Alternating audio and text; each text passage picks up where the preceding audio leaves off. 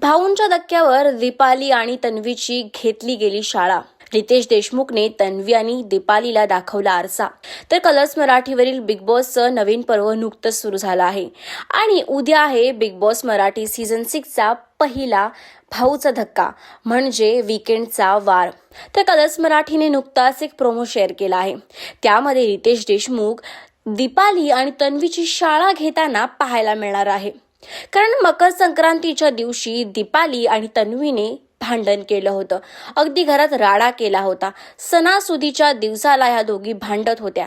हा मुद्दा रितेश देशमुखने आपल्या भाऊच्या धक्क्यावर म्हणजे वीकेंडच्या वारला उठवला आहे आणि दोघींना आरसा दाखवला आहे की तुम्ही सणासुदीच्या दिवसाला भांडलात, ते सुद्धा अगदी एका शिऱ्यावरून. तर प्रसाद कोणी बनवायचा ह्यावरून तुम्ही दोघी भांडलात आणि ह्याचाच मुद्दा रितेश देशमुखने उचलला आहे.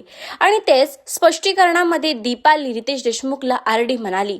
तर इथेच रितेश देशमुखने दीपालीला थांबवून माझं नाव आरडी नाही तर रितेश देशमुख आहे असं सांगितलं आहे. तर हा भाऊचा धक्का खूपच इंटरेस्टिंग आणि शॉकिंग सुद्धा होणार आहे. तर तुम्ही उद्याच्या एपिसोडसाठी किती एक्सायटेड आहात आम्हाला कमेंट्स करून नक्की सांगा आणि अशाच लेटेस्ट अपडेट्ससाठी टेली रिपोर्टर मराठीला सबस्क्राईब करायला विसरू नका.